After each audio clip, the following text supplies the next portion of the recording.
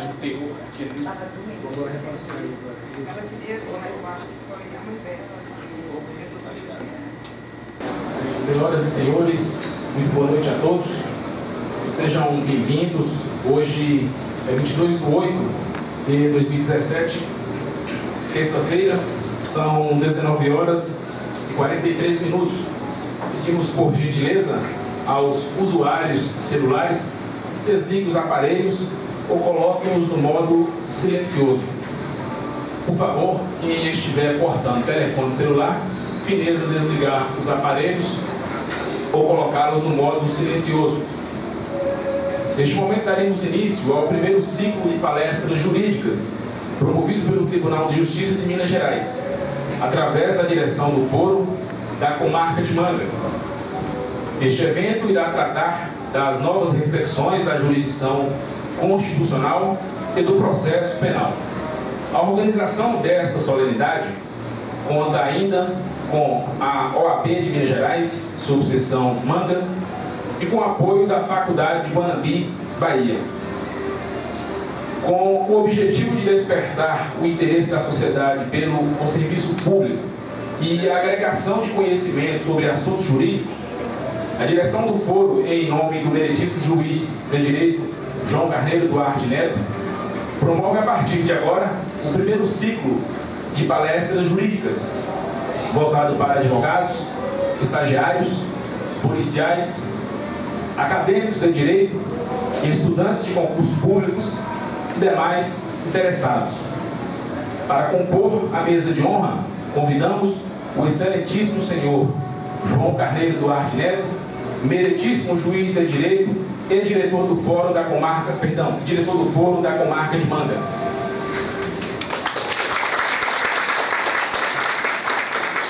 Convidamos o excelentíssimo senhor Dr. Luiz Felipe Sampaio Aranha, meritíssimo juiz de direito da Comarca de Manga.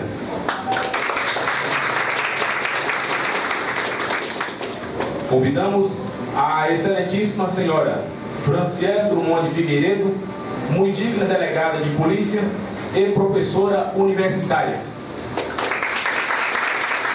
Convidamos a excelentíssima senhora Liliane Maria Pinho de Oliveira Reis, muito digna advogada e mestranda em Direito pela Faculdade de Guanambi, Bahia. Convidamos o excelentíssimo senhor Walter Amaro Sobrinho, muito digno presidente da OAB, subseção Manga.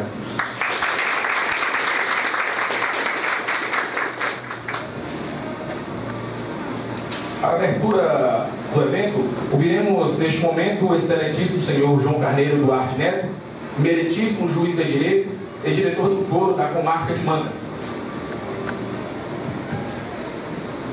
Boa noite a todos.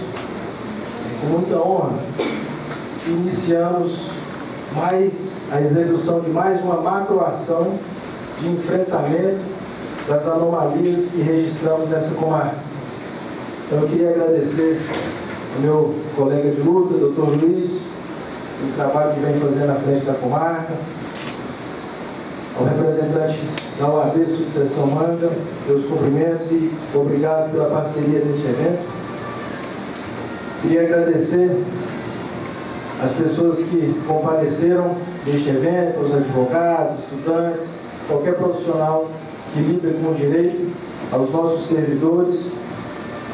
Queria cumprimentar especialmente os mestrandos da Faculdade de Guanambi, Dr. Rafael, Dr. Ricardo, Troy, muito obrigado. E em especial as palestrantes, doutora Liliane Reis, doutora Franciele. Antes de iniciarmos o evento, eu preciso apenas contextualizar o porquê deste evento. Assumimos essa comarca em dezembro do ano passado e identificamos várias e várias anomalias que precisavam ser enfrentadas. Diante disso, traçamos um planejamento estratégico de enfrentamento de cada anomalia. E assim, temos feito desde dezembro do ano passado. E uma delas faz parte desse contexto que estamos vivendo aqui hoje. Nós estamos distantes das faculdades de Direito, nós estamos distantes dos cursos jurídicos, mas lidamos com o direito vivo a todo dia. Então necessitamos aproximar isso, trazer isso para cá. Então são algumas lutas, entre elas possibilitar o transporte de pessoas que queiram estudar para a faculdade mais perto, incentivar as pessoas a estudarem para o concurso público, para que pessoas de Manga passem nos concursos de lotação aqui na região. E outra é trazer conhecimento jurídico. É isso que essas duas palestrantes de hoje irão fazer, seja com palestras, com mini-cursos, e esse, espero eu, Dr. Walter, que seja o primeiro de muitos cursos, palestras. A gente necessita disso. O fenômeno jurídico é extremamente complexo e dinâmico. E não podemos simplesmente parar no tempo e ficarmos aqui, isso que a gente já sabe é suficiente. Não. A gente precisa de pessoas novas falando, lançando ideias, contestando, criticando, para que então a gente possa evoluir. Mas eu só queria contextualizar esse ciclo de palestras aqui na comarca, dentro desse planejamento estratégico nosso. Vocês estão aqui não é para me ouvir. E eu, a partir desse momento, vou virar espectador das palestrantes. Só desejo, agradeço, parabenizo e desejo uma boa palestra e que venha conhecimento jurídico para nós. É isso que o profissional do direito precisa. Primeiro, humildade. Segundo, essa abertura para recebermos conhecimento de quem se dedica, de quem estuda, traz ideias novas, reflexões e críticas. É isso que a gente precisa. Os mestrandos da Faculdade de Guanambi fazem parte de uma parceria com essa faculdade que oferece cursos de excelência aqui próximo a gente, do qual eu usufruo disso também. Mas é isso que eu queria. Boa palestra para vocês e principalmente para nós. Muito obrigado pela disponibilidade e vamos assistir. Convidamos agora o excelentíssimo senhor, Dr. Luiz Felipe Sampaio Aranha, meritíssimo juiz de direito da comarca de Manga. Boa noite a todos. Inicialmente, além de agradecer as nossas palestrantes na data de hoje, gostaria de agradecer a presença de todos vocês. O auditório cheio aqui hoje mostra que esse tipo de palestra tem que continuar e vai ser um sucesso. Só o início de uma parceria muito exitosa com a AB. Dr. Walter está aqui representando todos os advogados, vejo vários na plateia.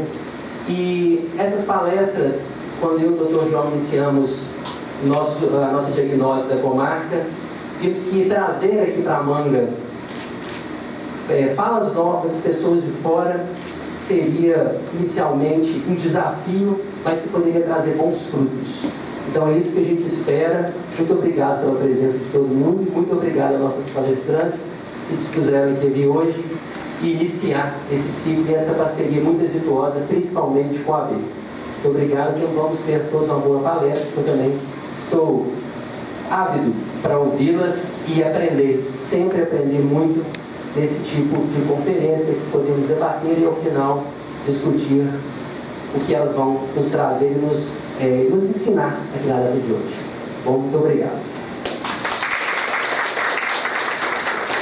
Ouviremos agora o excelentíssimo senhor Dr. Walter Amaro Sobrinho, muito digno presidente da OAB Subseção Manga. Boa noite a todos. Excelentíssimo senhor Dr. João Carneiro, excelentíssimo Dr. Luiz Felipe, excelentíssimas senhoras palestrantes, ilustres colegas advogados, senhores representantes da sociedade manguense, eu não posso deixar de registrar aqui em público a minha satisfação enquanto advogado e também na condição de presidente da 192ª subseção da OAB pela realização desse evento. Eu fiquei muito feliz e surpreso quando fui convidado pelo Dr. João Carneiro a engajar a esse projeto. Nós que timidamente existimos enquanto subseção, é o segundo mandato da nossa subseção e a gente vem aí, como toda outra instituição que ora soa em aparecer perante a sociedade, prestar um serviço, ainda que mais especificamente voltado para os advogados. Nós temos as nossas limitações, mas graças a Deus encontramos em Dr. João Carneiro e Dr. Luiz Felipe uma parceria da qual nós era quem deveríamos encabeçar. Eu quero deixar bem claro para o Dr. João e o Dr. Luiz Felipe, mais uma vez, que eu, na condição de advogado e na condição de presidente da subseção, estou de pé e à ordem, estamos prontos, de braços dados nessa parceria, até porque também a OAB, mesmo que timidamente, mesmo que distante, a OAB tem a ESA, que é uma escola de palestrantes, e costuma rodar o estado inteiro ministrando palestras. Essa eu tenho certeza que é a primeira de muitas outras que com certeza irão acontecer. É importante chamar a atenção dos colegas advogados para a participação, pela adesão, porque é óbvio que a gente não está buscando um resultado concreto em si, de números, mas é importante que nós, em especial advogados, participemos de todas essas palestras, que com certeza as outras irão acontecer, para que motive não só a mim como representante da classe, mas também ao Dr. João Carneiro, ao Dr. Luiz Felipe, a quem eu, em nome da classe dos advogados norte-mineiro, agradeço de coração e mais uma vez ratifico aqui a nossa parceria. Conte comigo, conte com a OAB, estamos de pé a hora do que for possível. Um abraço. Por contínuo, passaremos neste momento a execução da primeira palestra. Mestranda em Direito pela Faculdade de Guanambi, Bahia, pesquisadora no grupo Direito e Literatura, CNPq, especialista em análise da criminalidade e violência no norte de Minas pela Unimontes, delegada de Polícia Civil e professora universitária. Para ministrar a palestra com o tema Nuances da investigação policial no crime de homicídio, convidamos a doutora Franciele Drummond de Figueiredo.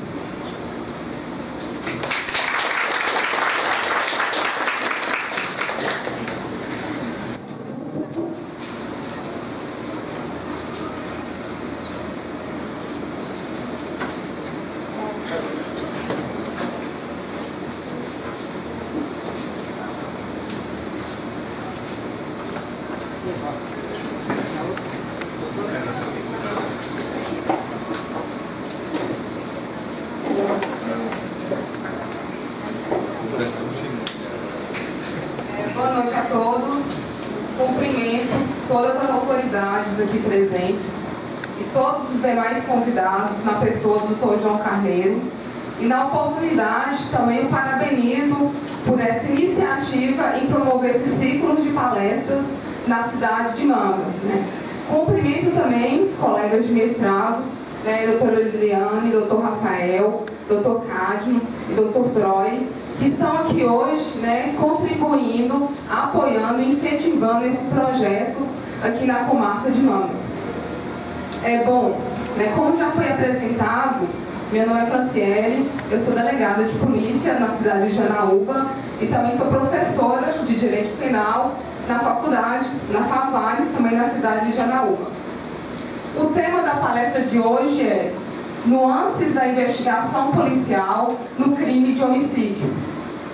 Na verdade, é um tema que nós vamos falar, no qual eu sou apaixonada, né? Não é à toa que eu tenho 8 anos, né, de polícia, no qual esses 8 anos eu fiquei 3 como investigadora de polícia na cidade de São João da Ponte e na cidade de Januária, né? E foi lá, como investigadora, que eu adquiri boa parte da minha experiência como policial, já que naquela cidade a zona rural era maior do que a zona urbana, então tive a oportunidade de conhecer a apuração de alguns crimes peculiares, né? Muitos furtos de pequeno valor, mas que quando eram apurados, trazia aquela satisfação tanto para a vítima daquele crime, tanto também para os policiais que foram responsáveis por aquela investigação.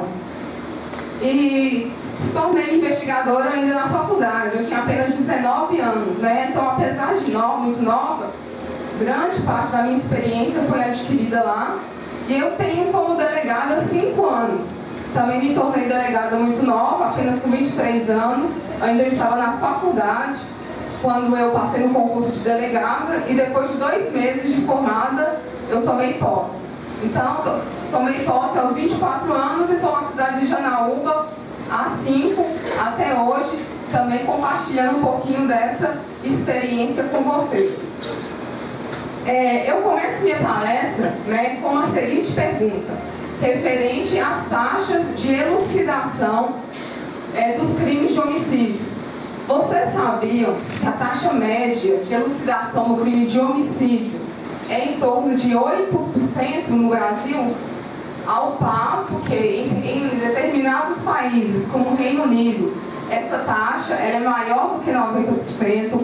Nós temos França, no qual essa taxa é 80%, Estados Unidos 65%. Né? Então é uma taxa muito baixa se comparada com outros países.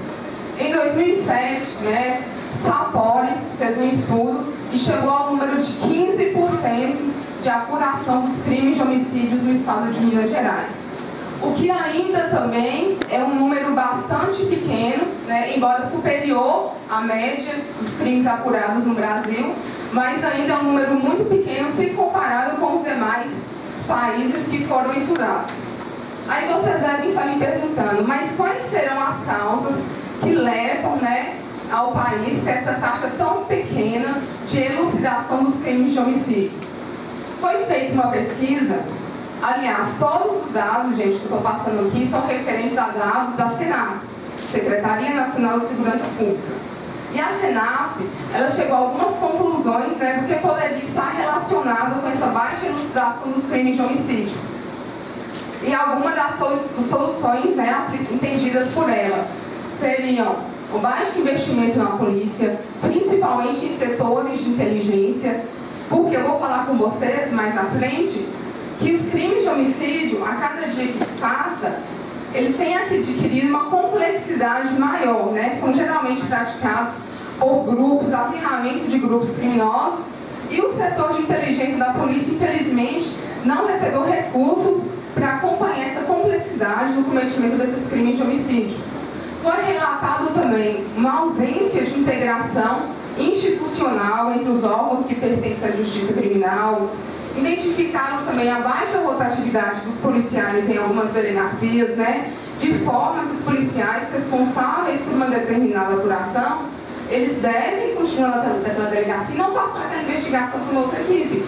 Então essa rotatividade de delegados, de policiais, também dificulta uma apuração eficaz, principalmente em crimes como homicídio. Eles relataram também a questão de, muitas vezes, cidades como a de vocês aqui não terem uma delegacia especializada. Os policiais daqui, geralmente eles apuram, né, vários tipos de crimes diferentes. E a maioria sem ter relação com o tráfico. Exemplo, crimes de violência doméstica, crimes de furto, que não tem uma relação, o que dificulta o aperfeiçoamento daquele policial naquela apuração daqueles crimes.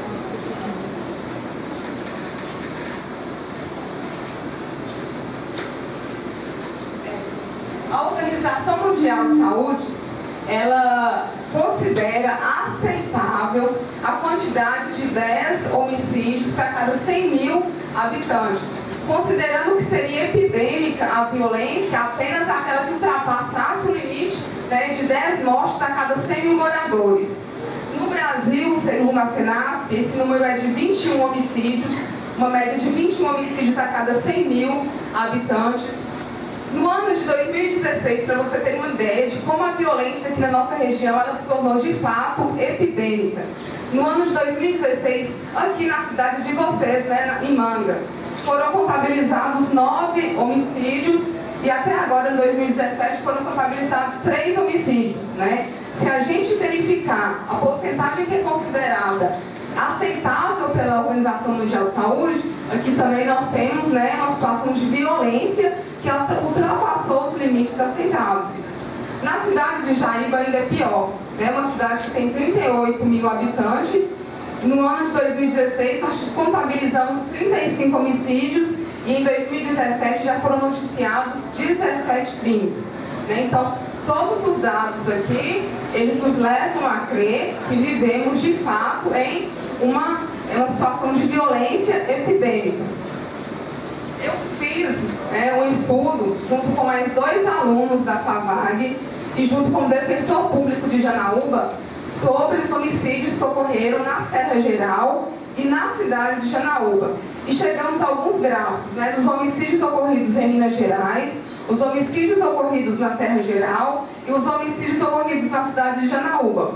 No primeiro gráfico, com relação aos homicídios de Minas Gerais, entre o período de 2011 e 2015, a gente verifica uma linha ascendente. Em 2011 tivemos 3.901 homicídios, em 2015 4.382. A situação ainda é pior em relação à Serra Geral, que envolve os municípios de Espinosa, Porteirinha, Janaúba, Mato Verde, que duplicou o número de homicídios entre 2011 e 2015. Em 2011 foram contabilizados 52 homicídios em toda a região da Serra Geral.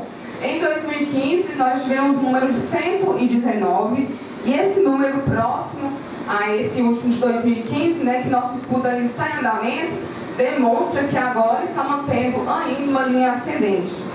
E com relação a Janaúba, que foi o nosso principal foco de estudo, nós temos 2011, 21 homicídios e 2015, 47 homicídios.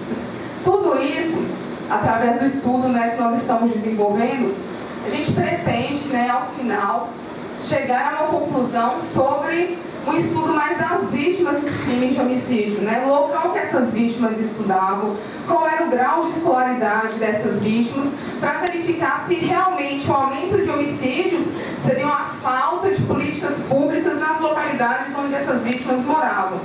E por incrível que pareça, as conclusões que nós obtivemos até agora levam a crer que no ano de 2015, a maioria das vítimas elas estavam concentradas em situações de baixa vulnerabilidade social. Então já é um ponto para a gente tentar identificar quais seriam essas causas que elevaram o número de homicídios na cidade. Então vamos dar início ao tema que nos interessa, que é investigação criminal. Mas o que é investigação criminal? Nós temos o artigo 1º da Lei de Organização da Investigação Criminal, que define como conjunto de diligências que, nos termos da Lei Processual Penal, se destinam a averiguar a existência de um crime, determinar os seus agentes e a sua responsabilidade, descobrir e recolher as provas no âmbito do processo. De forma resumida, investigar é tentar buscar a autoria, é tentar buscar a materialidade de um crime, Seria a coleta de provas, a coleta de vestígios, de indícios, no quais nós vamos chegar, através de uma investigação, a dinâmica, as características daquele crime e a sua autoria delitiva. Antes de chegarmos, quais foram as alterações que ocorreram na década de 90 para cá com relação ao cometimento de homicídio, que eu vou mostrar para vocês que nós vivemos hoje um novo paradigma dos crimes de homicídio, totalmente diferente do que era observado antes da década de 90. Nós sabemos que hoje, o crime de homicídio, por envolver uma complexidade de relações humanas, há várias motivações. Diferente de um crime de furto, que geralmente a motivação é a mesma, obter para si aquele objeto que foi subtraído. O crime de homicídio envolve motivações várias. Nós tivemos agora a alteração da lei que passou a prever o feminicídio, matar a mulher em razão do sexo feminino, a questão do policial, matar o policial em razão das suas funções. Nós temos a motivação do homicídio privilegiado, que eu sempre cito o mesmo exemplo em sala de aula, Imagina a mulher que chega em casa depois de um longo, exaustivo dia de serviço e pega o seu marido na cama com outra, ou com outros. Eu falo que sempre tem que atualizar o exemplo, do jeito que nós vivemos hoje. Então, homicídio, nós temos motivações várias. Só que nós podemos falar que chegamos a um novo paradigma, um novo parâmetro de forma geral, que verifica-se na maioria dos crimes cometidos hoje, depois da década de 90. A primeira situação seria com relação ao perfil das vítimas, né?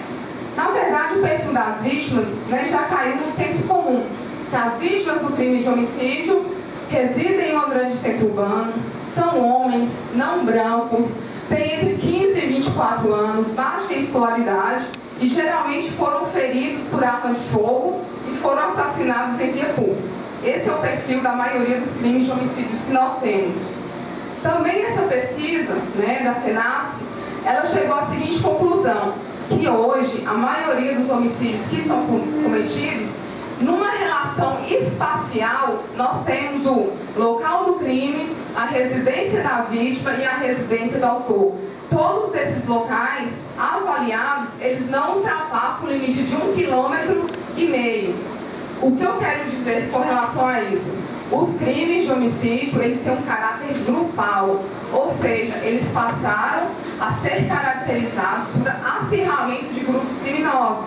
E por que chegamos a essa conclusão de 1,5 km? Se eles estão muitas vezes, né, querendo dominar uma determinada área, eles querem exterminar o seu grupo rival, que geralmente vai morar próximo àquela localidade. Então, geralmente, né, nesse triângulo, casa da vítima, casa do autor e local dos fatos, não ultrapassa o raio de 1,5 km, na maioria dos casos. Um estudo feito no IML, ainda com relação à alteração do paradigma do homicídio, foi feito na cidade de São Paulo, no ano de 2001, com 2.405 laudos no IML, laudos necroscópicos. E eles chegaram à conclusão de que 69% dos casos analisados, a vítima foi atingida com mais de 2 projéteis na cabeça, e o segundo lugar anatômico mais atingido foi a região dorsal, a região das costas. Isso quer dizer que hoje os crimes de homicídio, eles têm características de execução.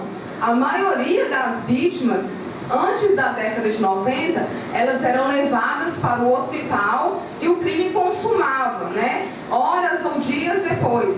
Hoje, os crimes, né, na maioria dos casos, eles se consumam em vias públicas, né? Ou seja, além de ter essas características de execução, as pessoas hoje estão utilizando armas de maior calibre que antigamente.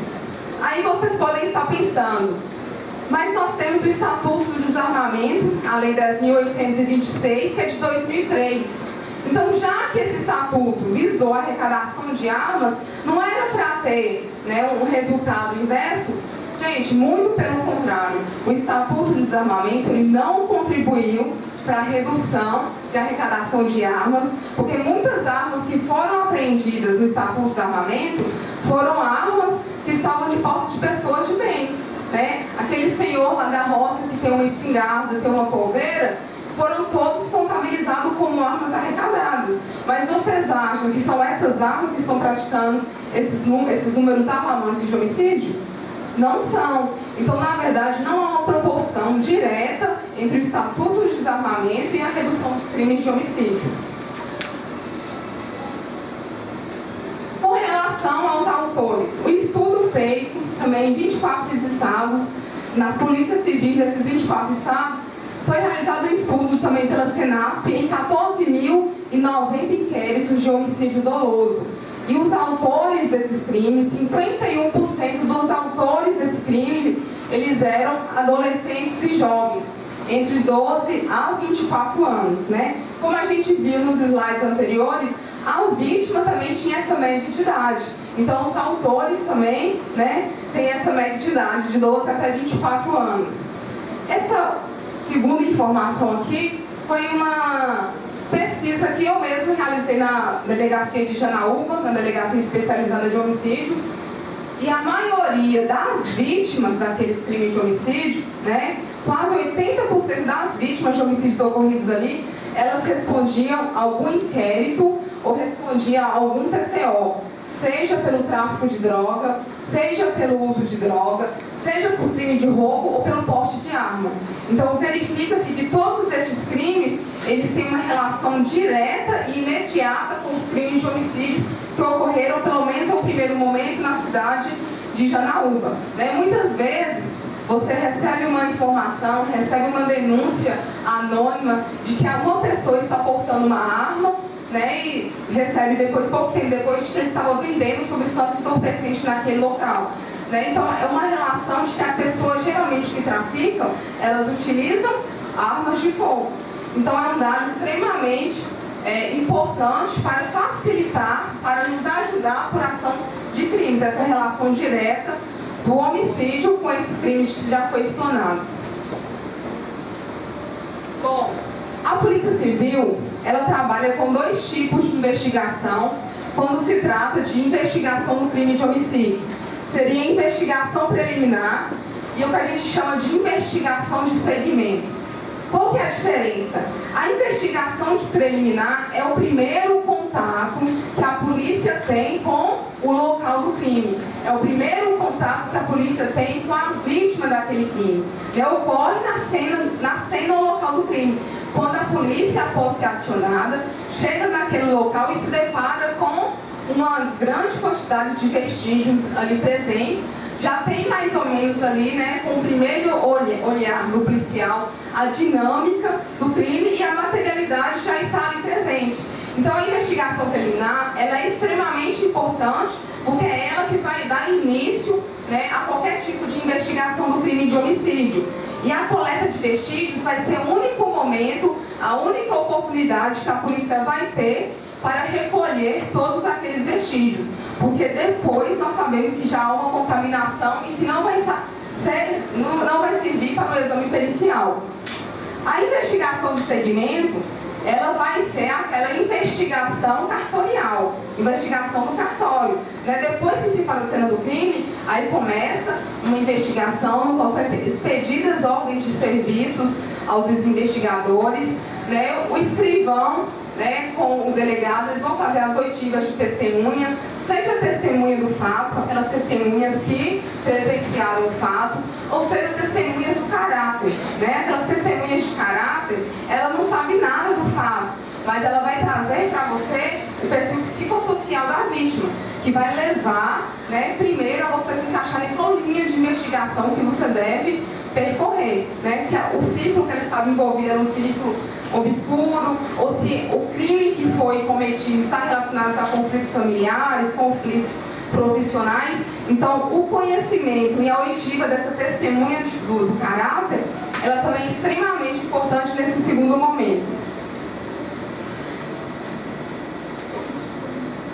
Destrinchando um pouco sobre essa investigação preliminar, que seria a investigação na cena do crime, né? Não há dúvida, né, e é aceito de forma uníssona sobre a sua importância, né? Sobre esses trabalhos de coleta de dados e por ser, na maioria das vezes, provas não repetíveis. Um professor da academia, uma certa vez, ele falou que o cadáver fala. No primeiro momento, né, muito inexperiente, achei estranho, mas quando se começa a fazer locais de crime, de fato, o cadáver fala. Ele te dá dicas de quem foi o autor, de como foi a dinâmica do fato. Só para vocês terem uma ideia, se você chega no local do crime e se depara com um cadáver, você consegue visualizar que no lado do corpo tem uma poça de sangue e aquele lado do corpo ele não estava em contato direto com o solo, a primeira observação que você tira é que ocorreu uma fraude sexual ali, né? Aquele cadáver ele foi alterado de local. Nós visualizamos também as unhas, né, do cadáver. Se debaixo das unhas você consegue verificar fragmentos de sangue, fragmentos de pele, você também chega à conclusão de que houve uma luta corporal entre o algoz e a vítima. Verificamos também a posição em que o cadáver está. No momento que você encontra o cadáver, você pode tirar algumas conclusões se ele estava sendo perseguido ou se ele foi pego de surpresa. Então, são os primeiros passos para se seguir, né, para a gente pegar uma linha de investigação e seguir até chegar ao resultado final. A investigação preliminar, né, tem várias fases, né? A primeira fase da investigação preliminar seria o acionamento policial, que geralmente é um policial militar que recebe a informação desse cometimento de crime. Muitas vezes, aquela pessoa que acionou o policial militar, ela pode ter sido uma testemunha importante. Por isso, Essa mesma palestra foi dada também, né, com enfoque diferente para policiais militares na cidade de Inaúba, e foi informada para eles terem cautela ao receber o telefonema, porque pode ser que aquela solicitante ela tenha visto, depois você nunca mais vai ter contato. Se for um local muito distante, aquela pessoa que ligou, ela pode ser responsável pela delimitação, pela preservação daquele local, para que não haja contaminação dos vestígios. Quando o policial chega no local do crime, eu sempre falo que ele tem que ter a ciência de que o crime ainda está acontecendo. Pode ser que o autor dos fatos esteja ali presente, né, de forma a querer contaminar qualquer vestígio que possa ser encontrado ali ou retirar qualquer suspeita em cima dele. Então, o policial sempre tomar cautela com relação à sua chegada e sempre priorizar a prestação de socorro àquela vítima. Um fato, infelizmente, que nos prejudica chegar à apuração de um crime seria com relação à delimitação, isolamento e preservação da cena do crime, né? Nós temos 3 locais de crime, que é o local imediato, o local mediato e o local relacionado. O local imediato é onde está o cadáver e a maioria dos seus vestígios. O local mediato seria aquele que tem uma continuidade territorial com o local imediato, mas tem uma quantidade menor de vestígios. E o local relacionado é aquele que não tem uma continuidade territorial com relação ao crime ocorrido, mas pode ter algum tipo de prova ali dentro. Por exemplo, do carro da vítima, parado a alguns metros de distância. Pode ser que aquele carro traga alguma prova, né, mesmo que não esteja muito próximo do cadáver, mas que traga alguma prova que vai facilitar a investigação. Na cena do crime, né, sem sombra de dúvidas, o perito ele tem um trabalho essencial, porque vai ser ele que vai partir sempre de uma forma mais ampla, né, tirando fotografias de uma forma mais ampla até chegar no cadáver. É ele que vai fazer o acondicionamento de todos os projéteis que são encontrados no local, de todas as cápsulas que são encontradas no local, das marcas de sangue que foram encontradas, a fim de nos mostrar um determinado percurso, né, a dinâmica daquele crime. E quando há, né, alguns policiais, né, dispostos, né, e que haja essa necessária intervenção, eles podem até mesmo abordar naquele momento as testemunhas de fato e testemunhas de caráter. Com relação ao momento de ouvir testemunhas, né, há muita divergência. Tem colegas que falam que preferem ouvir testemunhas na cena do crime, justamente porque naquela cena do crime a pessoa, né, os parentes da vítima estão tão revoltados que eles vão falar quem é o autor, né? Porque se você for lá no outro dia, com certeza aquelas testemunhas já foram ameaçadas e as informações podem ficar comprometidas. Então alguns preferem. Só que essas mesmas testemunhas, elas podem estar abaladas de alguma forma e trazer informações conflitantes para você, né? Então, sempre analisar o caso concreto para saber qual será o melhor momento de identificação e outiva dessas testemunhas.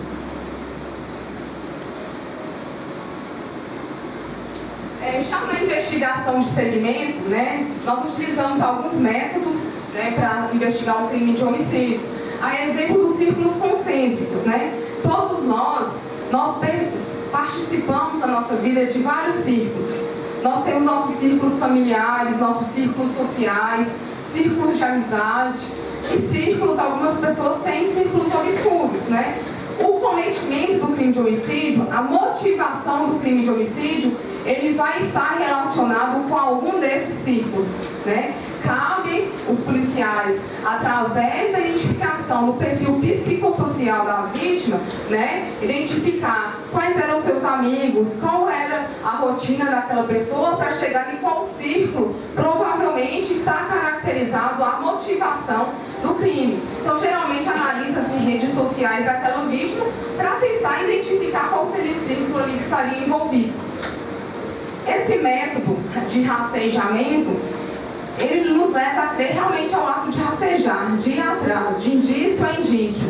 Geralmente, há uma regressão, né? Procuramos nos últimos passos da vítima até chegarmos a uma possível motivação para aquele fato, né? A motivação sempre o primeiro ponto para se chegar a uma linha concreta de investigação. Então, quando você começa a analisar os últimos passos, né, analisa o telefone da vítima, faz uma perícia do telefone, verifica algumas mensagens ameaçadoras, identifica algumas ligações suspeitas, né? Isso tudo você partir dessa regressão e analisar, né, quais foram os últimos momentos, os últimos dias daquela vítima. Essas técnicas de interrogatório e abordagem de testemunhas, ela é um curso específico, né? Nós temos um curso de como fazer um interrogatório. O interrogatório, ele, no inquérito policial, ele sempre é o último momento a ser feito, a não ser que haja uma prisão preventiva, a não ser que haja uma prisão temporária. Mas por que ele é o último ato? Nós, para chegarmos a uma investigação de qualidade, nós não podemos depender da confissão do ato investigado. Se você está dependendo de uma confissão, provavelmente o seu inquérito não tem provas, né, que de forma harmônica possam levar a uma condenação.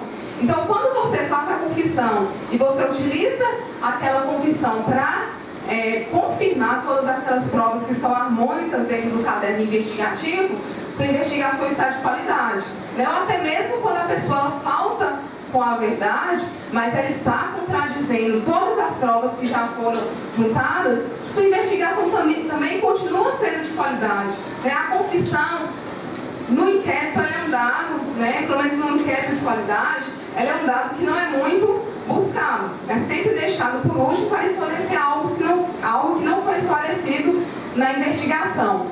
Temos técnicas para se fazer o interrogatório, né? A fim de convencer o interrogado a colaborar com a polícia, seja respeitando seus direitos e garantias, seja informando a ele seus direitos, porque tem muita gente que, para convencê-lo a falar, eles mentem.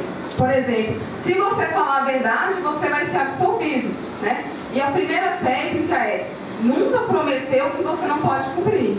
Você pode falar, olha, no artigo tal, que trata de atenuantes no processo penal, lá fala que se você confessar, né, e essa confissão ela for ratificada na área processual, na fase processual, você pode ter uma redução de pena. Isso, né, isso ele pode ter direito sim. Agora, você cumprir, né, você prometer, aliás, no interrogatório algo que você não pode cumprir, você também passa a comprometer a sua investigação. Da mesma forma que temos técnicas de interrogatório, nós temos também técnicas de abordagem de testemunha. Você tem que fazer que a testemunha confie no que você está falando, muitas vezes explicando para essa testemunha através de uma conversa despretensiosa. Porque algumas pessoas, né, elas têm receio de entrar numa delegacia. Já aconteceu comigo inúmeras vezes, a pessoa chega, às vezes como testemunha, a primeira coisa que ela fala: nos meus 30 anos, eu nunca entrei numa delegacia de polícia.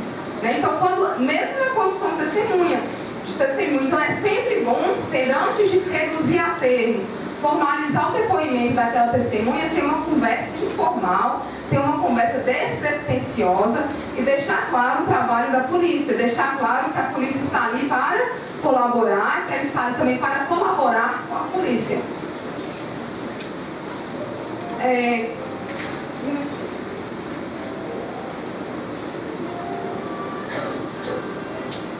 O trabalho pericial. No crime de homicídio, essencial, tanto na investigação preliminar, na cena do crime, como também na fase de seguimento.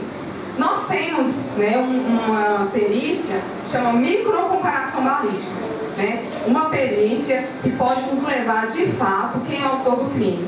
Mas essa perícia, ela só tem importância para a polícia se a arma suspeita do crime foi apreendida. Porque se a arma suspeita não foi apreendida, não tem como a gente fazer essa microcomparação.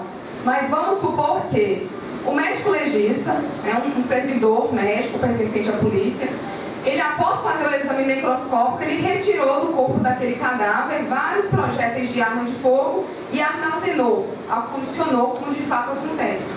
Meses depois, durante a investigação, apreende-se uma arma de fogo que pode ter sido utilizada naquele crime de homicídio. O que é feito? Nós encaminhamos para o setor de criminalística na cidade de Belo Horizonte os projéteis arrecadados do cadáver e a arma apreendida, a arma suspeita.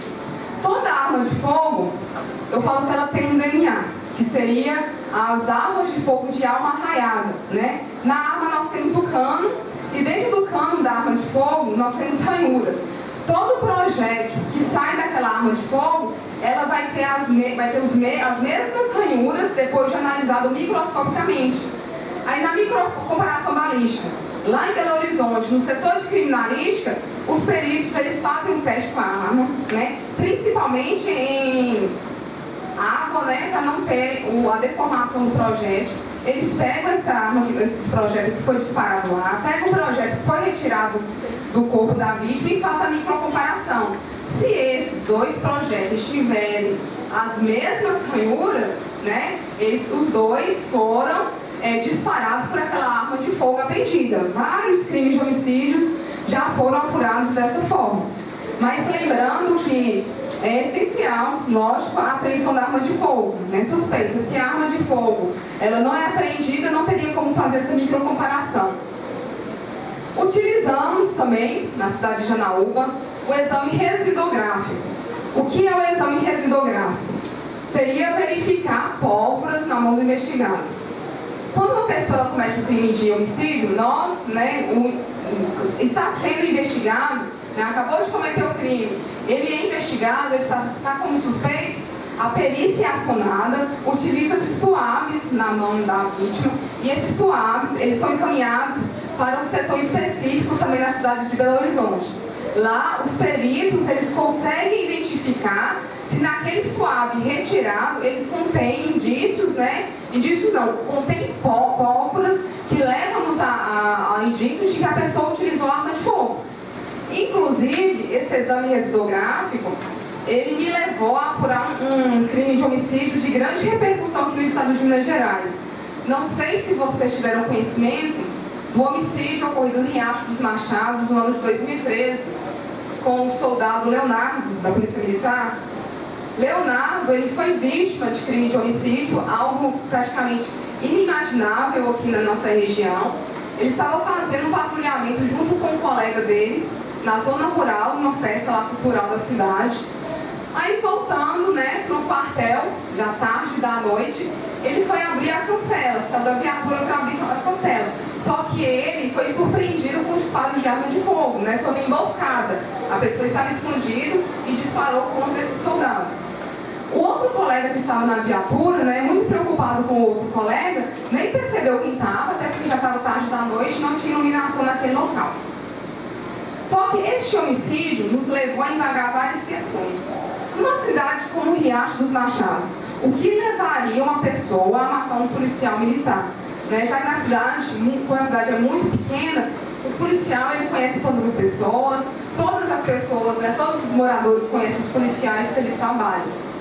Aí nós chegamos, né, depois de algumas investigações preliminares, chegou-se à conclusão de que esse policial, ele tinha um TCO, né, tramitando crime de ameaça. Ele era vítima de crime de ameaça contra uma determinada pessoa nessa cidade, em razão de apreensões de arma, apreensões de motocicletas. Então, essa pessoa sempre achava que o soldado Leonardo estava perseguindo.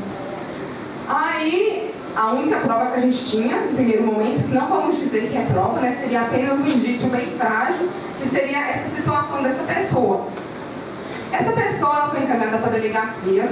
Na delegacia, ela tirou a blusa, foi verificado que ela tinha várias tatuagens de palhaço. No mundo policial, tatuagem de palhaço é quem é matador de policial ou quem tem pretensão de matar um policial, né? Então, na verdade, essa outra questão também nos ajudou a esclarecer algumas coisas. Fizemos o exame residográfico nele, ele sempre negando o fato. Ao fazer o exame residográfico, saiu o resultado, verificou-se a presença de pólvora na mão dessa pessoa. Então já foi, né, uma situação que nos deixou preso preventivamente e começamos a fazer a investigação com essa linha, né? Verificamos a arma de fogo, descobrimos que essa arma de fogo tinha sido comprada por ele há poucos dias. Ele havia avisado algumas pessoas da cidade desse intento dele de cometer esse crime de homicídio contra este policial. Fato é que há pouco tempo, acho que alguns meses atrás, esse caso foi levado ao tribunal do júri e essa pessoa foi condenada, né, pelos jurados. O que isso que significa? A principal prova, né, que elucidou esse caso foi o exame residográfico. Porque todas as provas até então, todos os elementos informativos, aliás, colhidos até então, eles eram extremamente frágeis a fim de sustentar uma condenação. Como que você vai querer, né, prender, indiciar alguém, né, condenar alguém pelo fato dela ter uma tatuagem de palhaço? Quer dizer que ela foi autor do policial? São bastante frágeis para sustentar essa condenação. Então, neste caso, foi basicamente o exame residográfico que levou à condenação dessa pessoa. Análise de DNA, né? Também não é algo muito corriqueiro de ser feito no crime de homicídio, é mais realizado em crimes que envolvem crimes contra a dignidade sexual, crimes de estupro, por exemplo. Só que essa questão do DNA, ela é algo muito polêmico, né? Nós temos uma lei recente que tratou desse perfil genético, dessa colheita de material biológico, que foi a Lei 2.654, de 2012, que alterou o artigo 9º, letra A, da Lei de Execução Penal. Lá neste artigo, né, depois da alteração, assevera que aquelas pessoas que foram condenadas pelo cometimento de crimes hediondos, foram condenadas por crimes utilizando grave ou violência, essas pessoas elas vão ser submetidas à colheita de material biológico para a formação de um cadastro de perfil genético. Aí surgiram vários questionamentos. E na investigação poderia, caso necessário para a investigação criminal, o delegado só poderia ter acesso depois de uma representação ao juiz e o juiz autorizasse o delegado ter acesso àquele perfil de dados. Inclusive em Goiás, recentemente, um caso de estupro de 5 anos foi apurado em razão desse perfil genético que estava nesse banco de dados. Uma pessoa foi presa por latrocínio, o delegado teve acesso a esse perfil genético e verificou-se que aquela pessoa ela foi autora de um crime de estupro ocorrido há 5 anos. Mas, em tese, esse perfil genético ele é utilizado para investigar crimes futuros. Surgiu a polêmica. Essa lei ela é inconstitucional em razão da vedação, né, da autoincriminação, da vedação de produzir provas contra si mesmo. Fato é que, alguns meses atrás, nós tivemos audiências públicas para discutir sobre a constitucionalidade ou não dessa lei de cadastro de perfis genéticos. Outro meio probatório seria a identificação criminal, previsto lá na Lei 12.037. Essa identificação criminal é mais comum ocorrer, né, no meu ambiente de trabalho. Quando uma pessoa, né, ela não se identifica civilmente, né, a lei permite que se faça uma identificação criminal. Ou quando ela se identifica e o seu documento ele está rasurado, está com indícios de falsificação, também se pode fazer essa identificação criminal. Essa identificação criminal nada é do que seriam os dados datiloscópicos daquela pessoa, né? Nós temos o perito que vai lá tirar as digitais de todos os dedos daquela pessoa, junta no inquérito, junto com o seu perfil fotográfico, até aquela pessoa, né, se identificar, até a polícia ter informações sobre os dados concretos e verdadeiros daquela pessoa. Essa lei do perfil genético, ela também alterou a lei de identificação criminal, porque ela fala, em caso de necessidade essencial para a investigação, a identificação criminal ela pode ser feita também através da coleta de material biológico. E essa coleta de material biológico, ela só vai ser realizada também se tiver autorização judicial.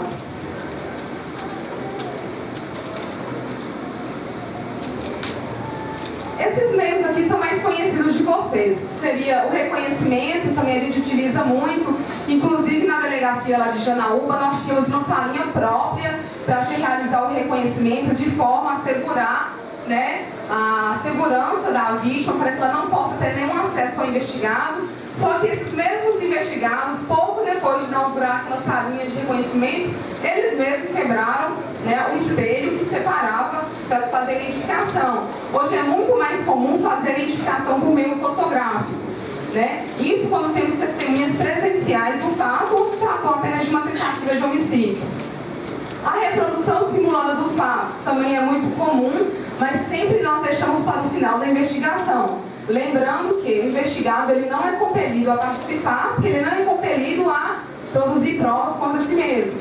Tivemos uma reprodução recente em Janaúba, há 2, 3 meses atrás, de um crime de latrocínio que ocorreu na cidade de Janaúba. Depois de todas as provas já estavam apostadas no inquérito, foi feita essa reprodução, porque os dados oferecidos por uma pessoa que estava presa estavam conflitando com os dados dos laudos periciais.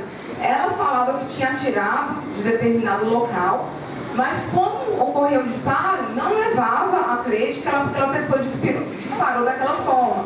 Então tudo indicava que tinha uma segunda pessoa, o que de fato, né, foi apurado. Esse crime de latrocínio já foi apurado e foi praticado por 2 autores, mas tudo em razão desses dados conflitantes do autor e da reprodução simulada dos fatos. Bom, como a plateia, né, tem vários advogados, né, eu trouxe alguns slides só para tratar com vocês da importância do advogado também na investigação policial.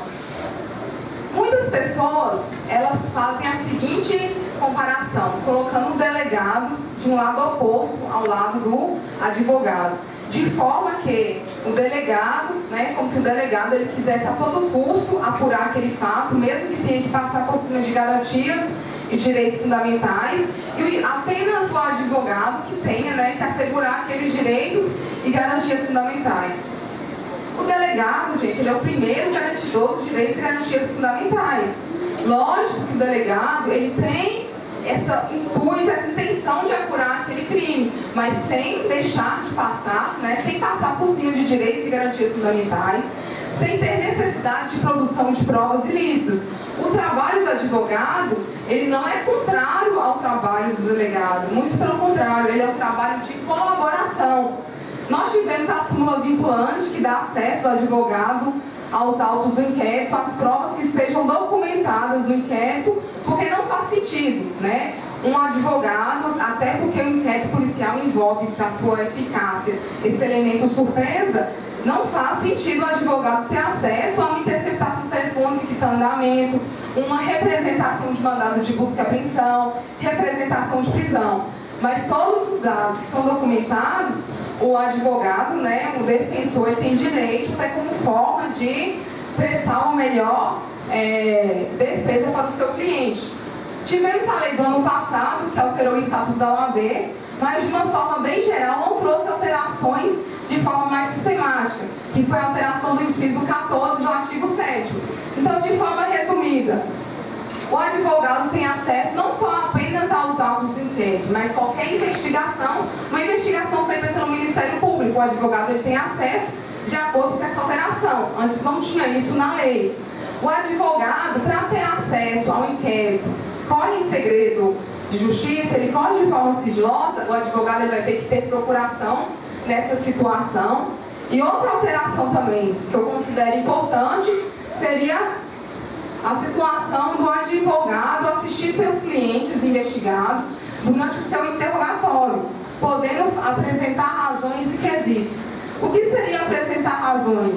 Né? O advogado ele pode fazer, né, uma petiçãozinha para o delegado informando por que o seu cliente ele não deve sofrer alguma medida restritiva. Né? Por que o seu cliente ele não tem que ser preso preventivamente, já que ele está colaborando com o serviço da polícia? Por que o seu cliente ele não pode ser indiciado porque o inquérito não tem provas robustas o bastante para sustentar o indiciamento?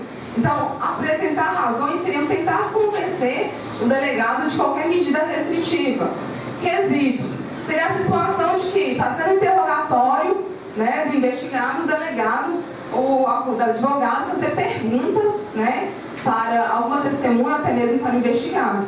Agora ele tem esse direito, mas lembrando que se forem perguntas impertinentes, né, perguntas que venham atrapalhar a investigação, neste caso essas perguntas elas podem ser indeferidas e vão ser constadas no inquérito policial, motivo do indeferimento das perguntas do advogado. Nós tínhamos aqui na letra B, né, que o advogado poderia fazer a requisição, requerimento de diligências. Só que, na verdade, seria algo totalmente incompatível, né? Essa parte não foi aprovada, porque seria totalmente incompatível com o inquérito policial, que ainda, mesmo com essas alterações todas, ele continua sendo inquisitorial, continua não tendo contraditório. Então, imagina a situação. O delegado cumpre requisições do Ministério Público, mas imagina o advogado querendo que faça oitiva de várias testemunhas que não vão acrescentar nada no inquérito, peça para fazer outras diligências, como requerimento de outras provas, peça para fazer, por exemplo, residográfico, 10 dias depois do fato. Gente, não vai pegar nada, porque o residográfico, ele exige um limite, né, para ser realizado. Até porque também, se não for ser feito, né, em razão de horas, também não vai ter efeito. Então, por isso, né, que não passou essa questão da requisição do requerimento de diligências. Gente, e por fim, né, a importância de uma investigação bem feita, mesmo sabendo que o inquérito policial ainda é um procedimento dispensável, mas muitas provas não repetíveis, né, elas são utilizadas no tribunal do júri e elas são utilizadas principalmente para absolver ou para condenar alguém, né? Um exame necroscópico, a oitiva de uma vítima, né, que veio a falecer depois, isso é muito comum. Quando nós temos uma situação de uma vítima de crime de homicídio, essa vítima está em estado grave, mas essa vítima ainda não tem condições de falar, tem sua plena consciência, a polícia vai até o hospital, reduz a termo, né, aquela oitiva da vítima, tenta gravar. Não tem como fazer essa prova novamente, então pode ser uma prova extremamente necessária e importante para levar à condenação ou à absolvição no tribunal do júri. E a importância também, né, da cena do crime naquele local, que é uma prova que não vai se repetir. Bom, gente, eu acho que a conversa seria trazer um pouco para vocês, né, da minha experiência como delegada de polícia, trazer para vocês um pouquinho de como funciona a investigação policial nos seus dois sentidos, né, nos seus dois tipos de investigação, que seria essa investigação preliminar e seria essa investigação de segmento. A Polícia Civil daqui de Minas Gerais, né, ela precisa muito de evoluir, né? Nós não contamos com vários sistemas tecnológicos. Nós sabemos que muitas vezes as investigações elas são frustradas em razão de alguma prova que não pode ser coletada naquele momento, de algum aparelho que faltava, em razão de rotatividade de servidores. Mas a Polícia Civil, né, como polícia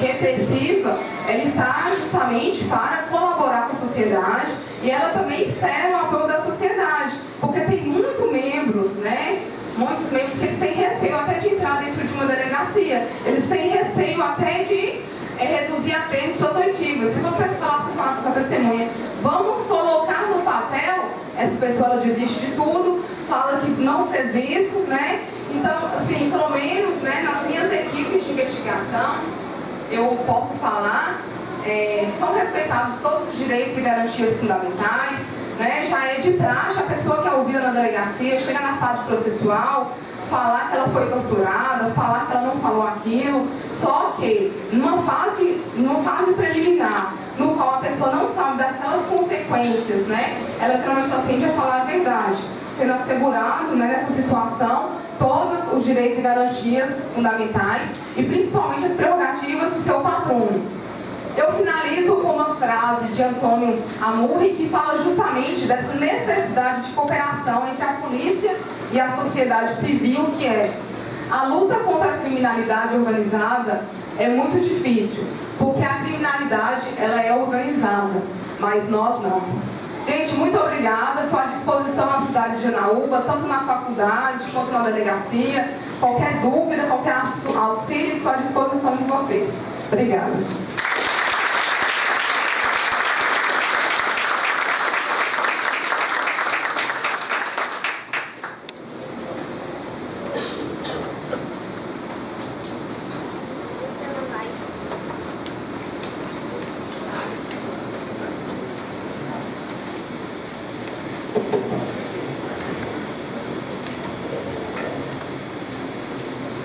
Informamos que no decorrer desta segunda palestra, caso alguém tenha eventuais sugestões de temas para futuras palestras, vai estar sendo passado aqui no Salão do Júri uma lista.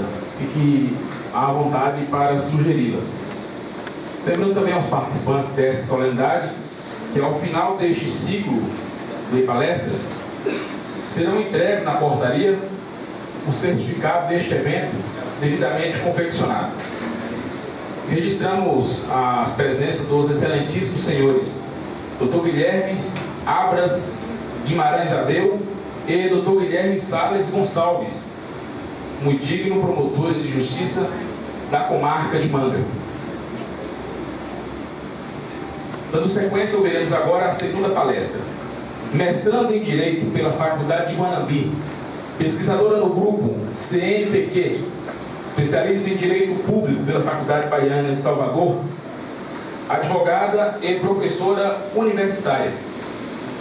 Para ministrar a palestra com o tema Como decidem os ministros do STF, desvantagens das decisões por maioria, convidamos a doutora Liliane Pinho de Oliveira Reis. Por favor.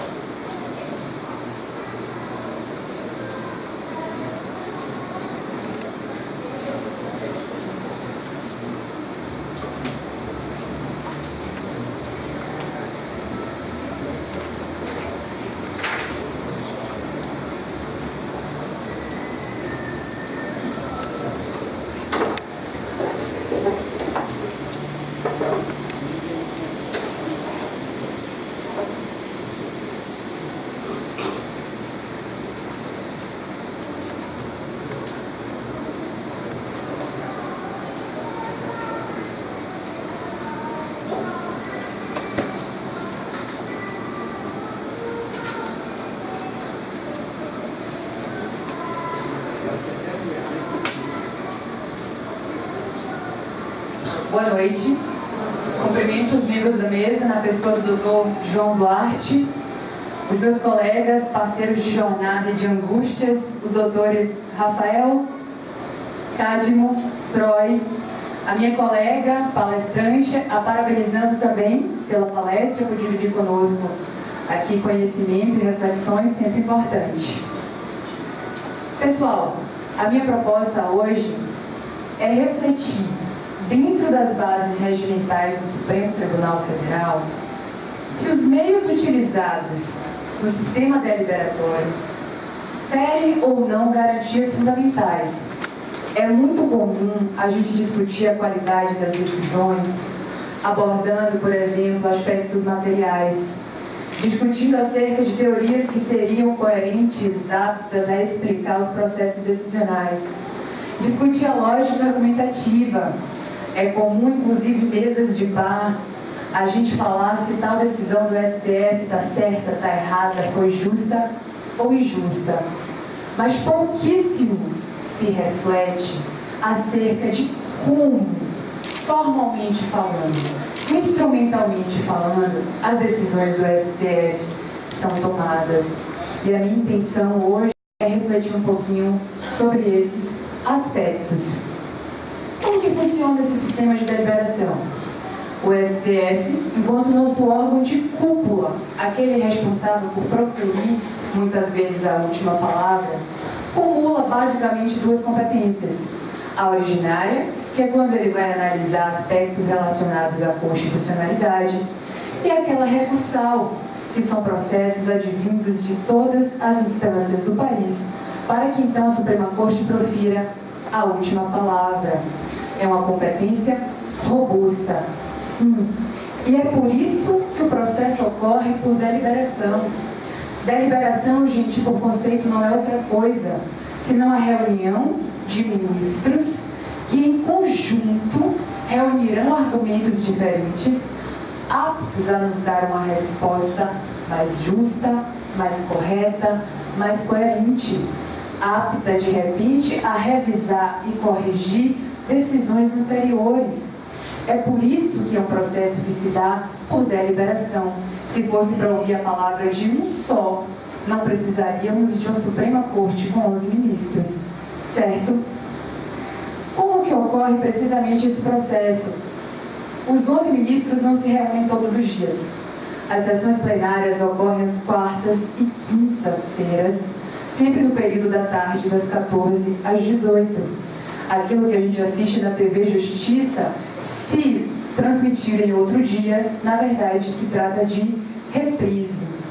Nesses processos de deliberação, os processos que chegam ao STF serão distribuídos e o presidente nomeará um relator, sempre numa ordem de sequência e rotatividade. Nunca é o mesmo relator para processos sequenciados. Tem essa alternância. O relator recebe o processo, faz a relatoria, conta para os seus colegas, minucia aqueles fatos que ele leu ali nos autos.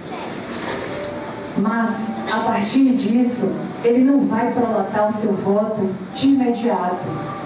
Feita a relatoria, cada um dos 11 ministros, em seus gabinetes a portas fechadas, prolatarão os seus votos de acordo com as razões e argumentos jurídicos que lhes for conveniente ou mesmo correto. Pessoal, parece simples. Ora, se é o órgão de deliberação, é assim que tem de ocorrer. Mas dessa situação advém 4. E eis aqui o nosso problema. E eis aqui o porquê temos de discutir o processo de deliberação do STF. Se eu tenho um relator do processo, que vai relatar os fatos, para que cada um dos ministros, a portas fechadas, decidam a questão, quando eles se reúnem, os votos, em vez de discutidos, são simplesmente, revelados. Eu não tenho uma discussão para se chegar a uma resposta, a uma decisão. Alguém me relata um processo, e aí fechado em meu gabinete com os meus assessores, não esqueçamos deles, fechado em meu gabinete, eu vou simplesmente apresentar aqueles fatos que as razões jurídicas que eu julguei correto. É um órgão deliberado que não se discute. Dessa situação em que eu reúno os 11, lá nas quartas e quintas-feiras, a gente tem 4 resultados. Tem o relator, que aí sim apresentará finalmente o seu voto. Olha que incongruência. Eu relato o processo, cada um prolata o seu voto, a gente se reúne e então eu vou revelar qual é o meu voto, eu, relatora. Dessa situação, o ministro pode prolatar um voto que a gente chama de convergente. O voto convergente nada mais é do que aquele que concorda com a parte dispositiva da relatoria. Não custa rememorar que uma decisão é basicamente formada do relato, do fundamento e do dispositivo, certo? A parte dispositiva é aquela parte que a gente identifica o verbo. Condeno, absolvo, pague, devolva. É a parte final, é a parte enxuta. Quando eu tenho um ministro que apresenta um voto convergente, então, na verdade, eu tenho um voto que concorda com o dispositivo da relatoria. Mas isso não significa que os fundamentos são comuns. Da mesma forma, se eu tenho um voto divergente, eu tenho um voto que vai discordar do dispositivo. Veja que loucura! Ainda que concorde em todos os termos com o fundamento. Quando eu tenho votos convergentes, eles estarão concordando com o dispositivo, ainda que divergentes quanto ao fundamento. E por fim, a possibilidade do pedido de vista, que é quando o ministro posterga um pouquinho o processo para reanalisar a situação. Pessoal, se eu tenho 11 ministros que se trancarem em seus gabinetes para proferir longos votos, eu não sei se vocês, e imagino que sim, já tiveram a oportunidade de analisar algum deles. São 40 páginas, 50, 80, 100 páginas. É um trabalho rico de pesquisa. E no final das contas, nós temos votos que convergem e que conduzem uma decisão final porque concordam com a parte dispositiva. E só, não são poucas as situações no STF em que nós temos ali fundamentos comuns, mas por ter dispositivos divergentes que levam a resultados esdrúxulos. Então, dessa situação, o primeiro questionamento que podemos fazer é, diante de uma decisão do Supremo Tribunal Federal, órgão de cúpula, responsável pela última palavra, o que eu tenho enquanto vencedor? É uma fundamentação, um argumento ou um voto na sua concepção mais simplória possível. Que os votos são feitos de argumento, isso é algo que nem se precisa discutir. Eu não falo aqui de argumentos em sentidos teóricos rebuscados, mas direito à linguagem. A gente absolve, condena, altera, modifica uma esfera jurídica por meio da linguagem. Não é assim? A gente pede falando, a gente pede escrevendo, a gente decide escrevendo. Os votos são constituídos de argumentos. Isso é fácil perceber. Mas difícil é entender quais foram os argumentos que conduziram os ministros a determinada decisão. Difícil é perceber qual a fundamentação, afinal, da decisão que alterou a esfera jurídica de alguém. A questão aqui,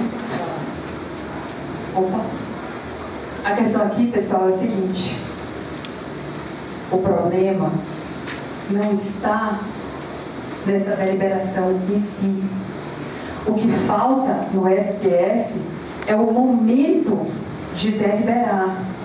Se tivéssemos discussões prévias, se os ministros pudessem discutir as suas ideias, os seus argumentos, poderíamos ter decisões com fundamentação bem mais coerente. E não essa em que tudo é revelado assim, no momento de decidir. Imaginem vocês um HC. Você impetra um HC pelo direito de liberdade do seu cliente. A ordem desse HC restará denegada, se por maioria de 6 a 5, assim o STF decidir, ainda que a fundamentação seja convergente em todos eles. Essa situação, na verdade, conduz a isso. Há uma decisão que a gente não sabe, enfim, qual argumento é vencedor. E pensem comigo, para se tornar ministro do Supremo Tribunal Federal é necessário, entre outros requisitos, o notável saber jurídico, certo? Esse requisito não é exigido simplesmente para diferenciar um candidato do outro. Ele é exigido porque quando nasce um ministro do Supremo, nasce com ele o dever de fundamentar uma decisão. É preciso que você, indicado ministro do Supremo Tribunal Federal, tenha condição e competência de oferecer argumentos aptos a nos conduzir a bons resultados.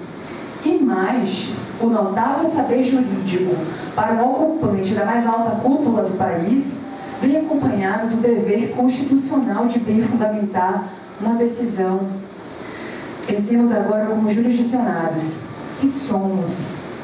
Será que é suficiente, pessoal, ter a nossa esfera jurídica reduzida, ter o direito alterado, ter uma propriedade retirada, sem que para isso você visualize as exatas razões fáticas e jurídicas que conduziu você a essa situação? O quanto isso é produzir decisão fundamentada? Não é simplesmente lançar argumentos, como quem lança no eco vazio. Se a gente não tem a confluência deles, não se visualiza enquanto jurisdicionado a resposta correta. Pensemos mais numa visão agora comparativa, ainda sobre o notável saber jurídico. Imaginemos o tribunal do júri. Nós temos ali 7 jurados leigos, comuns do povo, exercendo uma tradição de democracia consagrada há séculos para crimes dolosos contra a vida. Para os jurados, numa simples análise de requisitos de materialidade do fato, dentre outros, eles decidem se condenam ou se absolvem numa simples palavra, semelhante a um dispositivo final. Isso consagra a tradição democrática do júri. Quando a gente pensa que o sistema no STF, enquanto decisões que são tomadas por aproximação das partes dispositivas dos votos, percebe-se aí uma aproximação, no mínimo, questionável. A partir do momento que tem argumentos, eu tenho argumentos lançados aleatoriamente, e decisões, e aqui eu estou falando de provação final, aquela que vai afetar, aquela que vai alterar a ordem jurídica. A partir do momento que eu tenho essas decisões somadas em dispositivos, eu estou permitindo que os donos do notável saber jurídico julguem à semelhança dos comuns do povo jurados no especial procedimento do júri popular. Questionável, não? Uma aproximação, no mínimo, questionável. Não estou, de qualquer forma, sugerindo que 11 pessoas agora passem a deliberar da mesma forma. Se eu perguntasse a cada um de vocês, aqui, uma pergunta não tão complexa, o que acham desse prédio? Eu posso apostar que teríamos 30, 40 respostas diferentes. É antigo, é arrojado, é lindo, faz uma composição boa com o rio. Teríamos, eu achei belíssimo, por sinal, teríamos aqui respostas diferentes. O que não dizer das questões levadas ao Supremo, muitas vezes polêmicas, complexas. Não se está questionando a divergência. Não é isso, mas um momento de deliberação. Pode divergir, pode discordar, desde que se reúnam antes em deliberações prévias. Aumentar as sessões plenárias poderia ser uma solução. Esticar o horário, introduzir um turno matutino nas quartas e quintas, mas é necessário, gente, porque esse sistema, como está posto, nós não temos argumentos vencedores, senão votos, tal qual o placar de um jogo. É muito estranho um órgão de deliberação decidisse sem se deliberar em conjunto. E nesse cenário, os votos divergentes. O que resta aos votos divergentes? Aqueles em que serão prolatados, mas que nos dispositivos não concordarão com a maioria. O que restará para eles? Qual é o destino deles? O Virgílio Afonso da Silva, constitucionalista, fez uma entrevista não identificada com os ministros do STF. Ao questioná-los sobre a divergência presente na Corte, os ministros apontaram a divergência como algo favorável. Divergir é preciso, é inerente à natureza humana, é exercício de democracia que se faz dentro dessa casa. Mas todos eles foram unânimes em dizer que uma deliberação prévia poderia nos conduzir a divergências evitáveis. E aqui a gente chega a uma situação delicada. Você está lá, ministro, indo para a sessão plenária com o seu voto pronto. O seu colega prolata na prolação do voto dele, lhe convence de que de repente o seu caminho não foi o caminho adequado. Lhe convence que você tem de repensar algumas questões. É possível? É, mas convenhamos, depois de longas horas de trabalho, mudar de opinião pode ser custoso, não? Custoso, mas possível. São nessas situações em que um ministro pode requerer a vista dos autos. O que isso significa? Requerer a vista é pedir os autos para, voltando ao seu gabinete, analisar melhor a questão, refletir melhor sobre os fundamentos novos, arrolados, mudar de opinião, se convencer finalmente da opinião do colega. Tudo isso é possível quando se pede vista de um processo. Mas a questão aqui diz respeito à prerrogativa. Essa vista, ela não passa por uma análise do presidente do STF, que vai decidir se aquilo ali é necessário ou não. É prerrogativa ministerial. Tem apoio no Código de Processo Civil e no regimento interno do STF. Pediu, o presidente é obrigado a conceder, pessoal. E aqui a gente esbarra numa situação ainda mais delicada. Quando falamos dos votos divergentes e quando falamos dos votos vista, a gente vai esbarrar no mesmo fator, que é o fator tempo. Esse fator tão importante no direito. Quando eu falo de voto divergente, a gente identifica uma primeira problemática quanto ao tempo pela seguinte razão. Como não temos deliberação prévia, como eu não posso discutir uma questão antes de prolatar o meu voto, então eu demando, retiro ali longas horas de trabalho, para ao final, todo aquele meu arcabouço argumentativo restar como eco vazio, porque o que será somado ao convencimento do STF, a aprovação final do STF é apenas um meio dispositivo. É um desperdício de tempo não se deliberar previamente. Porque estamos todos, afinal, sempre, é sempre possível mudar de opinião. Podemos mudar de opinião o tempo inteiro. Então, como primeira problemática do fator tempo em relação à divergência, a gente tem o tempo do trabalho dispensado para prolatar aquele voto.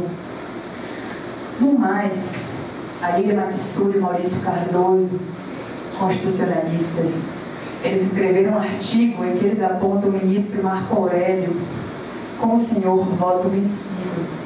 Eles levantaram as decisões do STF entre 2005 e 2015, 10 anos. E nessas decisões, a cada 3, o ministro Marco Aurélio foi o voto vencido, porque apresentou um voto divergente.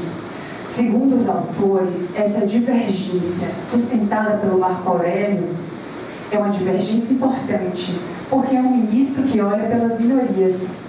E os argumentos que restaram vencidos no passado são hoje reproduzidos enquanto argumentos vencedores. Os autores visualizam, assim, na divergência, no voto vencido, um contributo argumentativo para o STF. Pessoal, quando eu me dediquei a estudar essa temática, sob um viés sempre crítico, e li esse artigo, muito bem escrito, um excelente artigo, eu discordei. Porque quando eu passei a estudar essa temática, eu me voltei muito para os olhos do jurisdicionado. A atividade judicante é uma atividade de presteza jurisdicional, é uma atividade de resposta. A partir do momento que eu permito que um argumento fique à disposição do tempo indefinido no Supremo Tribunal Federal, eu estou aproximando a atividade judicante da Suprema Corte, as salas de aula, ao ambiente acadêmico. A isso que a gente está fazendo aqui agora. Não é discussão, não é bate-papo. Sim, o ministro Marco Aurélio, que é um ministro que tem minha total simpatia, teria muito mais a contribuir se fosse escutado no tempo presente. Se no tempo dos julgamentos, em que os votos dele vencidos, e por isso, de repente, uma inobservância do direito de uma minoria, se o tempo do julgamento ele fosse ouvido numa deliberação prévia, ele teria a oportunidade de convencer os seus colegas das suas razões. Não esperar que o tempo indefinido, a mudança do quadro de ministros, simplesmente façam com que estes argumentos se tornem vencedores. Não é a academia, é o Supremo Tribunal, certo? É presteza jurisdicional. No mais, ainda sobre o fator tempo, quando a gente pensa no voto vista, aí nós teremos uma problemática maior. O voto vista, quando solicitado, gera um atraso difícil de medir na decisão do Supremo, nas decisões do Supremo. Eu disse a vocês que nós temos sessões plenárias, que são sessões em que se decidem em conjuntos apenas às quartas e quintas. Finalmente, o seu processo está em pauta. Está ali para ser julgado, mas não será. Porque o ministro pediu vista do processo. Prerrogativa ministerial, certo? É para melhor fundamentar, certo? Mas não tem como saber, e essa hoje é a realidade do Supremo Tribunal Federal, quando o seu processo voltará à pauta. Esta é a primeira problemática em relação ao fator tempo, quando eu peço vista de um processo.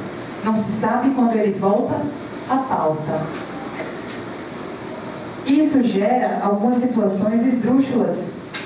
Imaginem vocês que eu peço vista de um processo e a demora para esse processo é tanta para retornar à pauta, tanta que eu aposento. Eu aposento e sou substituído por outro ministro. Vejam que coisa. O seu processo foi atrasado para que o ministro que talvez nem vista pedisse prolate um voto. Até quando se pode imputar ao jurisdicionado essa espera? Será que estamos falando de razoabilidade ainda. A questão do voto vista, ela será ainda mais grave, pessoal. Quando eu, ministro, sabendo que o meu voto já é vencido, imaginem vocês, temos 11 ministros reunidos, os 10 já votaram, os 10 convergiram, mas eu, quanto mais escuto os argumentos deles, mais tenho vontade de discordar. Posso pedir vista? Posso, prerrogativa. O presidente do Supremo tem de conceder, prerrogativa ministerial. Eu peço vista e submeto você a uma demora de sei lá quanto para simplesmente discordar. Para, ao final, oferecer uma prestação jurisdicional que em nada alterará a sua situação. Ou que em nada alteraria a situação do processo se ele fosse julgado naquela data. Pedir vista para discordar faz com que reflitamos sobre um princípio que vem à mente assim de uma maneira cavalar: a duração razoável do processo pessoal. O tempo no processo judicial, e a Suprema Corte não está à parte disso, tem uma ligação direta com o conceito de justiça. Uma decisão justa é aquela que foi maturada tempo suficiente para que ofereça ao jurisdicionado uma resposta satisfatória, correta, coerente. Ao mesmo tempo, essa decisão não pode ser apressada, porque isso, segundo Rui Barbosa, é uma injustiça célere, não é assim? Então, o tempo e a justiça dentro do processo têm uma ligação umbilical. Mas, a partir do momento que eu tenho no Supremo Tribunal Federal a utilização de manobras previstas pelo próprio regimento interno, que levam a uma demora exagerada, eu posso estar esbarrando, inclusive, no conceito de decisão injusta. E aqui nós vamos a um segundo fator. Teoricamente falando, a vista existe para maturar uma fundamentação, para que eu possa recolocar uma situação em pauta, não é assim? É para isso que ela existe, teoricamente. Mas vamos lá. Ainda que a minha maturação conduza um voto que vá até contribuir com a fundamentação e que este voto, ao final, seja convergente. Sejamos aqui otimistas. Eu posso estar falando de uma tutela jurisdicional de qualidade. Sim. Mas a tutela jurisdicional de qualidade é um direito fundamental. A duração razoável do processo é outra. E eles só vão andar juntos se colocados num processo em justa medida, em igual medida. Então, se para oferecer uma tutela que eu julgo de maior qualidade ao meu jurisdicionado, eu simplesmente o faço sofrer uma demora exagerada, essa tutela já não é mais de qualidade. O resultado deste processo pode não ser mais útil. E mais, sempre que se fala em duração razoável do processo, a gente vai esbarrar no conceito indeterminado de razoabilidade. É indeterminado. Não sou eu que vai determiná-lo agora para vocês. É indeterminado porque ele geralmente está atrelado a questões mais subjetivas. É determinado porque o nosso judiciário sofre de outros fatores, como falta de pessoal, falta de servidor. A gente sabe que isso também existe. Uma resposta ao tempo em que os jurisdicionados esperam, ela é difícil e tem todo um aparato por trás disso. Mas, quando, e aqui pensamos naquela última hipótese do voto vista, quando eu simplesmente solicito a vista de um processo para discordar, eu estou assumindo naquele momento que eu não vou oferecer mais um resultado útil para a parte. Eu estou assumindo de já. Aqui, pessoal, esse conceito indeterminável de razoabilidade, ele ganha contornos mais evidentes. Aqui a gente consegue visualizar com mais clareza que o resultado útil do processo não será resguardado de forma alguma. E quando eu atrelo o voto vista à duração razoável do processo, são perceptíveis os ferimentos a esta garantia. A vista vem sendo utilizada no Supremo Tribunal Federal como um modo de postergar as decisões, abarrotar ainda mais a agenda do Supremo. E, voltando ao que repeti aqui algumas vezes, se tivéssemos uma deliberação prévia, talvez a vista nem se fizesse necessária.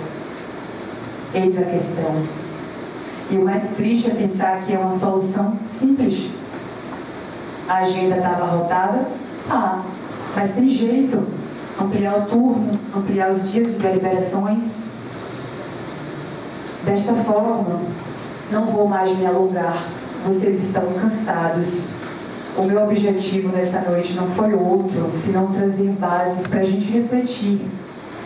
Às vezes a gente aponta uma decisão como certa, errada, e não para pensar nas bases dela. O processo deliberativo do STF, ele revela outros aspectos. Pensar nos instrumentos e no modo deliberativo pode nos fazer pensar em como começar a mudar para que tenhamos decisões mais justas. Temos um sistema de deliberação falho. Há muito que repensar. É um órgão de deliberação que não delibera.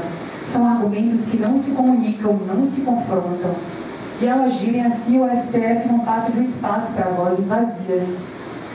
Temos um instrumento processual sendo utilizado como postergação processual e tantas vezes desnecessários como a vista para discordar.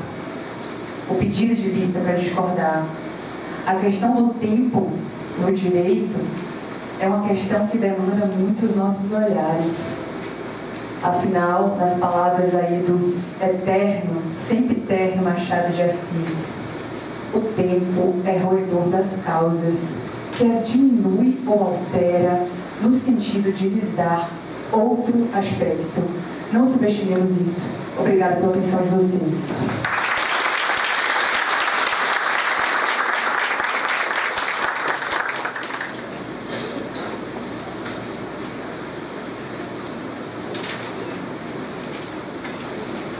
Ouviremos em seguida o pronunciamento final feito pelo meritíssimo juiz de direito, Dr. João Carneiro Duarte Neto, que fará o encerramento deste evento. Por favor, doutor.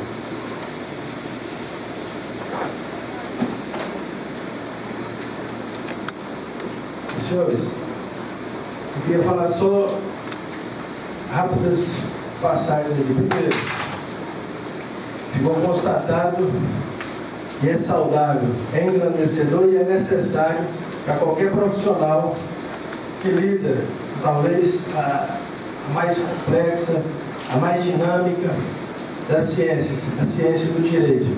Então, é necessário nos atualizarmos, escutarmos opiniões diferentes. Não é para concordar, é para refletirmos. Podemos concordar, discordar, trazermos novas discussões. Então, essa é a primeira constatação. A segunda, não só um agradecimento às palestrantes, muito obrigado, em nome da comarca de Manga, por trazer esses ensinamentos e essas discussões aqui para nós. E o terceiro é um desafio. Desafio para o Judiciário, desafio para a OAB, desafio para o Ministério Público, para todos nós. Para que esse ciclo de palestras não fique só no primeiro, tem o segundo, o terceiro, o quarto, e assim sucessivamente. Isso, o que precisar do Judiciário, seja para o local, seja para o apoio, a divulgação, contem conosco. Quanto mais discutirmos direito, eu tenho certeza que mais conseguiremos ser justos nas nossas decisões. Eu costumo falar aqui nos júris que julgar talvez seja uma das atividades mais difíceis. Um ser humano julgando outro ser humano. Isso é dificílimo. E quanto mais escutamos opiniões diferentes, conflitantes, de todas as esferas, quanto mais pescamos ali da filosofia, da sociologia, da psicologia, mais mais justo conseguimos ser.